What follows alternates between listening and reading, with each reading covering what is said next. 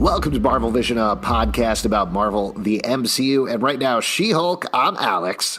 I'm Justin. And I was waiting for Ad Dime Pete, but Pete is off this week. Not here. He is on vacation in New York City. He's trying to track down Daredevil because he was missing this episode 6 of She-Hulk, titled Just Jen. If you haven't checked it out on Disney Plus, please go do. But broad strokes, we got two plots going on here. The first plot is Jen heads to a wedding and gets in all sorts of mix-em-ups there. And on the, I want to say B plot, but honestly it was kind of the A plot, was Nikki and Mallory Book are trying to help out Mr. Immortal through several divorces and ultimately uncover what might be the big villain of the series. That's our cliffhanger there. But let's, as we always do on the She-Hulk Shouting Hour, start off talking about how we're feeling about the show. I don't know. I constantly feel bad about this. I'm like, I don't want to make people feel bad because they like the show. It seems like generally the internet's enjoying the show and we're the minority here. And that's fine and that's awesome. Yeah. But I do think we've switched a little bit here, Justin. I think you were more negative about this episode, and I don't want to say positive. What comes between that? Even less negative? You're zero? Yeah. You have no opinion? This was, I will say, let me start off on my faint positive praise of this episode. This is the first episode where I watched and I was like, if somebody comes up after this episode and says, that was a fun episode of She-Hulk, I won't side-eye them. Wow. How glowing about that? Praise. Put it on the DVD box. Because I looked at it and I was like, sure, this is fine. At least you're actually doing an A plot and a B plot here. We've complained before, or more specifically, I've complained before when they were like, A plot and B plot coming together. And I was like, no, it didn't. And in this episode, they actually had an A plot, actually had a B plot. Ran both of them. I have some quibbles with the way they executed it, but just, I don't know, 6 episodes in, I guess I'm at the level of like, well, at least they know how to structure a TV show at this point, so good for them. Yeah. I hear you on this. Like, and I will say what's nice here is it's defined, like, Jen has to go to a wedding, and guess what? It's not going to be fun. And then we have the Mr. Immortal stuff in the law office. I like Nikki and Mallory together. That was a nice sort of combo, a nice 1-2 punch. It does make me, I don't know what Mallory's role here is. They're all occupying, like, Mallory, Jen, when she's together with them, and Nikki's sort of similar areas. Like, Mallory's like, she seemed to be sort of like the, like, by the book, like, hard-ass pro in the first couple episodes she was in.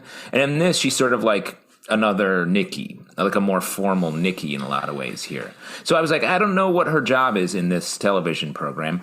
I did think the Mr. Immortal story worked better for me because, like, him jumping out the window and, like, all that's fun. And it's smart, like the idea that he wants to get divorced because he's technically dead, but then he comes back to life. All that is fun, and there's some good jokes here.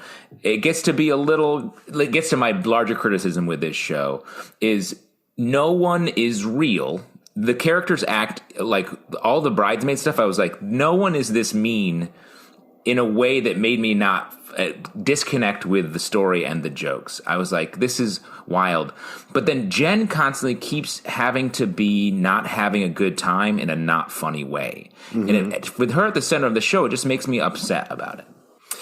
I agree with a lot of what you are saying. Why don't we start with the Mr. Immortal one, because I think that's a little easier to talk about, and it gets into some of the theory stuff that we can talk about as well, and then we'll talk about the waiting. I don't want to call you out, but you did say before it came out, I think you used the word lazy a little bit, and that was my feeling about both of these storylines, where my general reaction, I didn't laugh at anything, but I was like, all right, fine. Just, that's good. I'm fine. Like, I am fine with what's going on here. But I couldn't help but think while I was watching it about how these things could be a little sharper and a little funnier throughout. Yeah. So you got a great actor. It's David Pasquesi is the guy, right? Dave Pasquesi, a famous improv royalty. Yes. TJ and Dave, Chicago institution. They would come to New York and do their sort of slow, long-form improv is their patented thing. When I was coming up through the comedy world with Alex. And so, like, it was cool to see him there, and he does a lot. He's been in a couple Mandalorian episodes, but just lazy isn't quite. I think it's just easy. Everything feels a little like you're doing the joke that we know. We know this joke, so it doesn't light me up. So, but to get back to it, you have this actor as a character who I really like for the MCU. It's a totally different take on it than Mr. Immortal. He's usually trying to be, or actually is, the leader of the Great Lakes Avengers, who are sort of the joke Avengers. He does the same thing, dies and comes back to life. That's his whole power. A lot of the Great Lakes Avengers have powers like that are like, I don't know how this is useful in any sort of situation. Yeah. So finding this riff on him, I think that's what the MCU does well, right? Like taking the core of a character and then figuring out how to work it in the story. And I do love the idea that he escapes all of these marriages by just killing himself in elaborate ways and just walking away from it. It also gets into this whole men's rights thing and toxic masculinity thing that the show has been trying to deal with in different ways. And like I mentioned a couple of episodes back, I think the internet is doing a lot of the heavy lifting in terms of interpreting that rather than the show on executing that. But just from a thematic level, I think this storyline was one of the most successful in getting towards that, particularly because it played out in a logical and straightforward way over the course of the episode, leading to Nikki figuring out how to give everybody what they want, and David Pasquesi playing it in a very funny way, not even able to apologize for, I think it was like 10 seconds. Like he wasn't able to keep it up for 10 seconds before everybody. Him, the idea that the thing he bums him out the most is having to hold eye contact and say, I'm sorry, for 15 seconds. And then he's punished to have to do it for 20 seconds. And he's like distraught. And I agree. I like that. I thought that was fun. Here's one thing I want to throw out to you, though, is, and this is where I think it was a little lazy and maybe easy, like you were saying, is this all worked from a legal perspective, but I feel like they forgot the superhuman law part of it, because the fun thing here is that he kills himself every time, and they just kind of brush past that. They're like, no, you're the same guy, you're faking your identities. I'm not a lawyer, so I don't know. Maybe there's precedent here. I don't think so. But if he literally dies every time, what does that mean for the marriages? Does that actually end the marriages?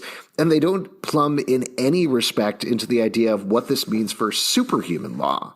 They do it for law, but it's as if a guy was skipping out of marriages and that was it. And there's this other level there that doesn't, I don't know. I think that's where you bring Mallory Book in. Like, Mallory Book from the comics is exactly what you're saying. She's no nonsense to a fault. She's like the uber straight man to Jen, who's kind of like, let's goof around. And Mallory is like, no. And that's it. And that's the fun bit with her. But here, Renee Elise Goldsberry, who is awesome, is, to your point, not doing that. And this was to show how great Nikki was. But I know I'm jumping through a bunch of different points here, but I'm trying to figure out the storyline. This is to show how great Nikki was. We haven't previously seen that Mallory is dismissive of Nikki in any way, so that whole thing seemed relatively unmotivated. If instead we got exploring both of these characters together and having them both show off their strengths, Mallory with understanding superhuman law and figuring out like how to make this work with Mr. Immortal continually dying, Nikki eventually doing exactly what she does, working with people and being a people person, that would have worked a lot better to me. Instead, it felt one-sided. Well, and let me throw this out there, because if we were staying, because I agree with you, if we were staying firm to Mallory's character, technically, the law is probably on Mr. Immortal's side. A marriage legally ends at death, and if he can prove that he's legally dead, then whatever that was agreed to in the marriage, if they had a prenuptial agreement or whatever, that would sort of stand firm. So the way that this plays out feels like it is sort of the law is ignored in a way, because they feel like, well, they want to side with the women because they agree with that this guy's a scumbag. And like, I would have loved it if Mallory felt like she had to represent their client and try to serve his interests, and Nikki went rogue. Then it's sort of servicing both of their characters and also creating way more tension. Like when they both have their huddle and they're like, yo, fuck this guy. And I was like, what? That's like, it's a strange thing. And like, I understand that's sort of we champion that choice from a moral point of view, but I think we need the tension of the law versus Nikki's actual take, and having Nikki almost beat Mallory at the end because she does the right thing and makes everyone happy. That to me is a better, more satisfying story. Instead of it's a little mushy because everyone's sort of in the middle, and it's like we get some jokes and then we're out. Yeah, totally agree with that. The other part of the storyline, of course, is we find out that Mr. Immortal is on a forum called the Intelligentsia, and there's a tease that they are tied to something bigger in terms of getting She-Hulk's blood. They seem to be the people that hired the Wrecking Crew a couple of episodes back, or are working with the Wrecking Crew in some sense. So there's a whole tie going on there. Now, we know this from the comics.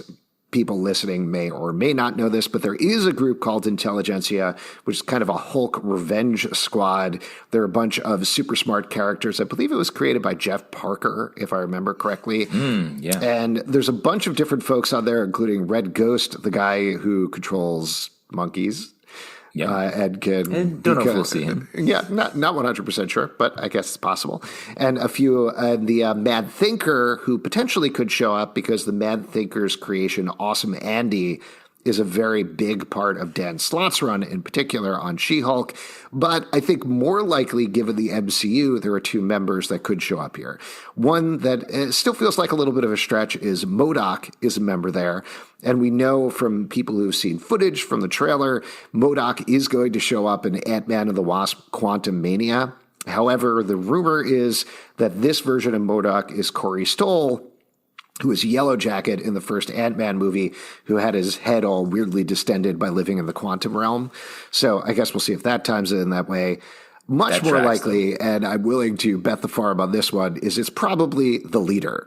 We know, 100%. Yeah, Tim Blake Nelson is coming back for Captain America and New World Order. He's going to be the villain there. We've talked about that before. I think we speculated that the leader might be the villain in the background from probably the second or third episode of the show, because it just kind of makes sense as they continue on this Incredible Hulk reclamation project. So yeah, that's my big theory there. The leader is probably behind this. How we'll see him, when we'll see him, I guess TBD. As soon as I saw Intelligentsia, I was like, oh, we're seeing the leader in this show. Yeah. Feels like a natural track, and it makes a lot of sense that we would see. Did your leader alarm just go off?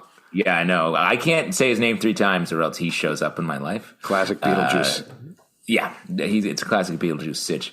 I think that since we already know contractually through the entertainment news that he's going to be around, it just makes too much sense to have him here.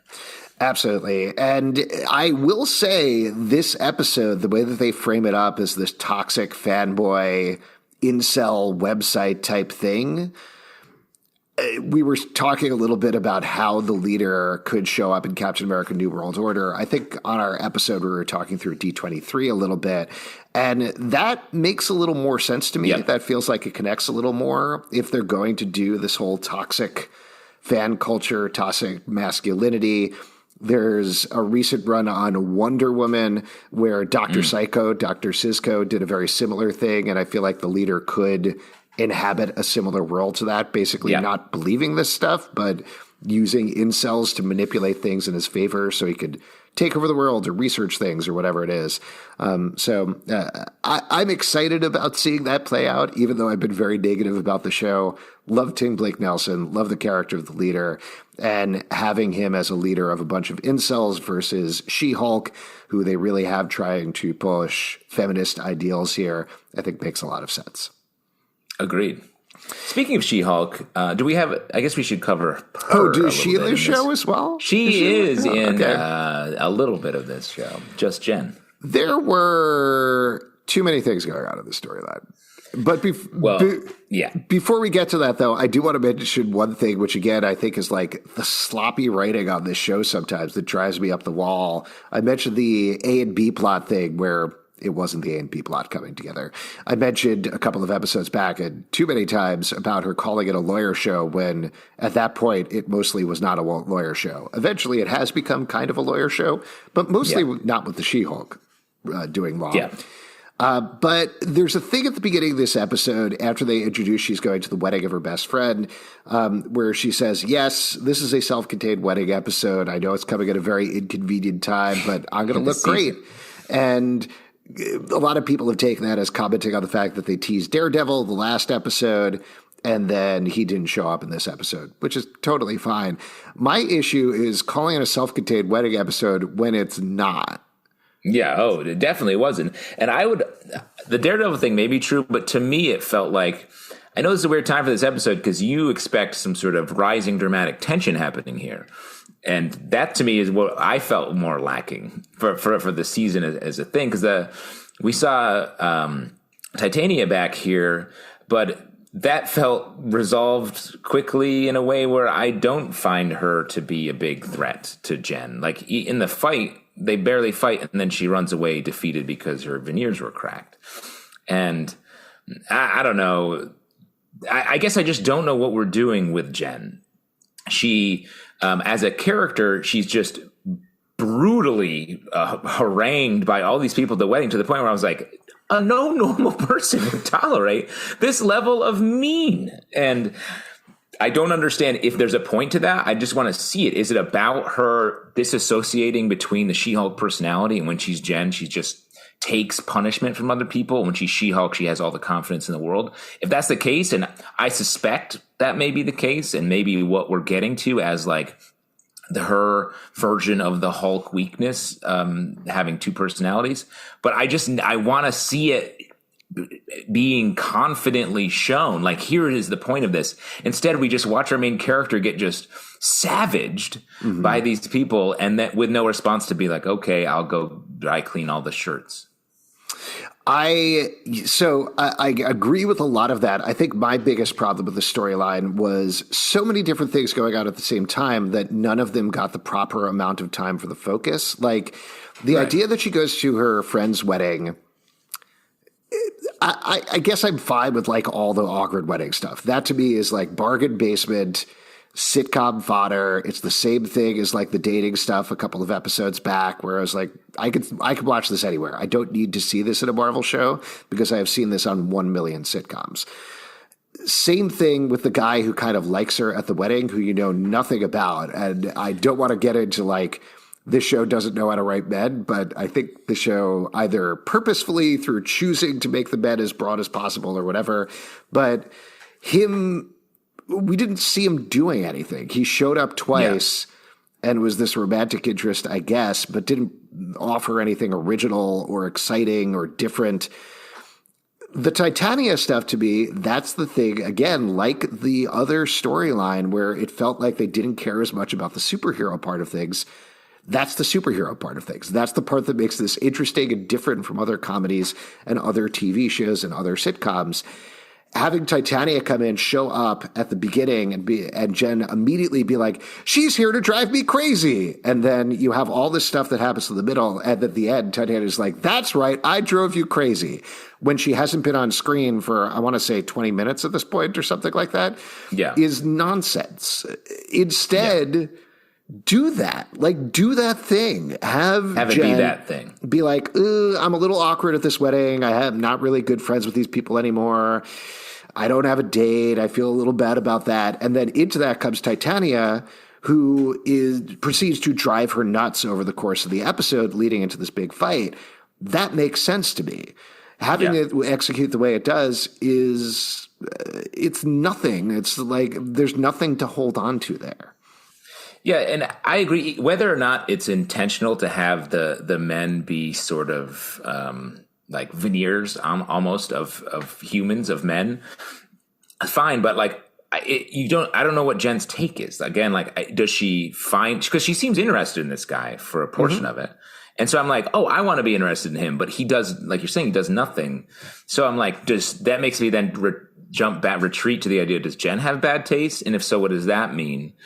But instead, it just sort of gets all washed. And I have actually a wedding question, and maybe this. I've got married. Go ahead. Yeah. Great. In their fight, Titania shows up, and she's wearing the same color as the bridesmaids, but she's not a bridesmaid. Right. That's not normal, right? You don't go to a wedding and they're like, everyone wear peach. No, that is something you don't do. I wonder if the joke there is, of course, Titania would do that. Maybe. Yeah, maybe. To me, I was like, oh, that was a choice that wasn't sort of thought through. Because to me, I was like, she should be wearing something super ostentatious that is trying to take attention away from Jen, or just like something. There was just no connection there. Like after. And this goes to the wobbliness that we're talking about. After her coming in as She-Hulk, looking great, everybody being like, oh my God, She-Hulk. And then the woman who's getting married, played by Patty Guggenheim, who is very funny, is like, I don't want She-Hulk to be at my wedding. Play off of that.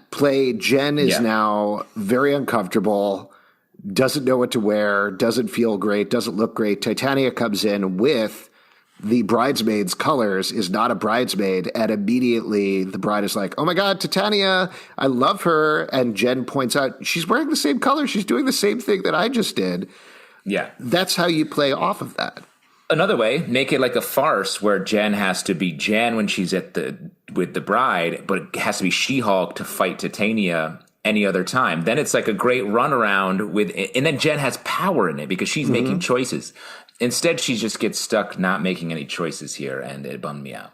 Can I throw out one other thing, which we talked a lot about the last episode when Pete was here, was I also didn't pick up on the Daredevil thing that the internet did. For me, and this wasn't the specific thing, but like we set up that she was getting a superhero costume, she was getting better clothes from this tailor, and that we didn't see it this episode. Why are you holding off on She-Hulk's costume in a She-Hulk show? Like, this is not, I don't like this trope anyway of waiting until the last episode to put the hero in the whole thing. But at least with Miss Marvel, it was like, I'm a regular New Jersey teen. We're slowly building it up. So at least there's an excuse here. Yeah. She's green for the first episode, man. Just put her in a costume and go out. Like, there's not even a costume for She-Hulk. She just wears clothes that stretch. And to that point, the fact that she got a tailor who there was a whole plot line the last episode about, I'm going to sometimes need to be She-Hulk, sometimes need to be Jen. I need one outfit for both of those things. They specifically point out that this tailor made a dress for her wedding. The dress looks great on her when she's She-Hulk and very purposefully is frumpy and loose when she's Jen. Yeah. He wouldn't do that. That doesn't make any sense. Well, and that's why I would argue. I bet this was earlier in the season or planned to be that way, and then it shifted because it just doesn't make sense to introduce Daredevil and an outfit and see neither in this episode as like what she says is sort of a bottle episode in a weird way, but it's just weird to skip over that from any sort of dramatic point of view. Very strange stuff. That's why I loved this episode. Well, that's why I don't want to like tune in. That's why I'm trying to talk about this in a way where I'm like trying to see through it a little bit because I'm not here to just be like, this is bad. Bring me something new, Marvel cup bearer. I want this to be great. I love the She-Hulk runs that are the inspiration for this show, and I think a lot of the actors are great, and the elements are there. It's just they're coming together in a way where I'm like, oh, that's why it's even more frustrating. It's so close, but it's not there. One more example. The Mr. Immortal story, another way to make him pop more. He is breaking up with his marriages and his solution is to run away and die.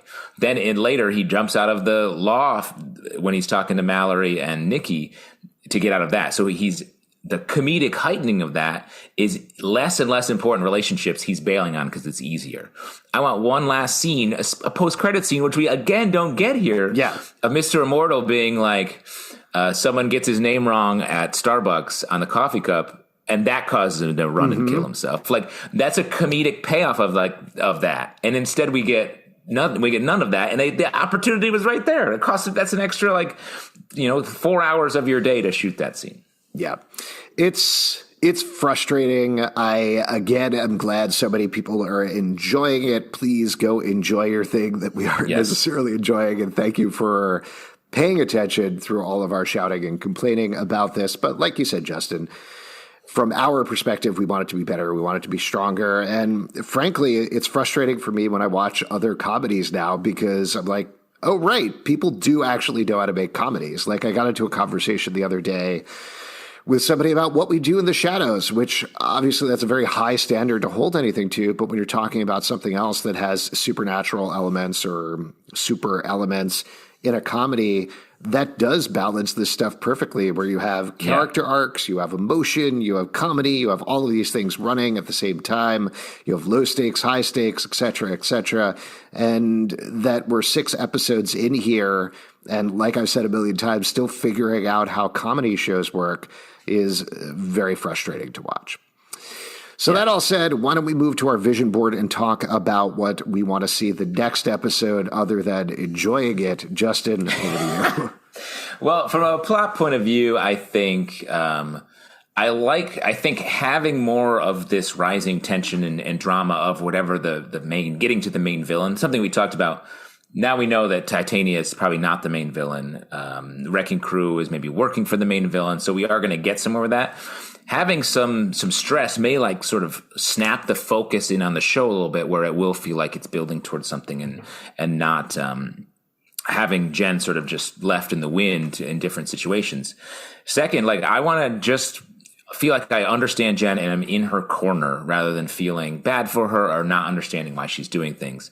And again, giving her a strong directive. One thing we didn't talk about, what I thought was strange, she gets wasted in this episode to deal with her problems, which I was like, this is sort of a kid's show. Like, I'm by no means, like, I drink plenty in my life.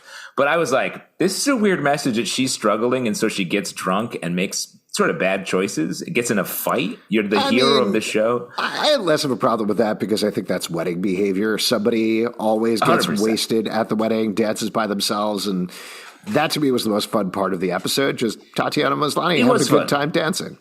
And her not being able to turn into She-Hulk because she's too drunk. I thought that was very fun too. Yeah. But it just was weird because in an episode where Jen didn't make any decisions about anything for her own benefit, the one thing she did decide to do was to get wasted. And I was like, just a little, maybe I'm being too much of a dad here, but it felt just a little wobbly from a character point of view for me. My kids have started watching She-Hulk and also started getting wasted. So I don't know. Well, as long as you're, I can't wait to drink with my kids, but I'm probably going to wait until they're a little older. Mm-hmm.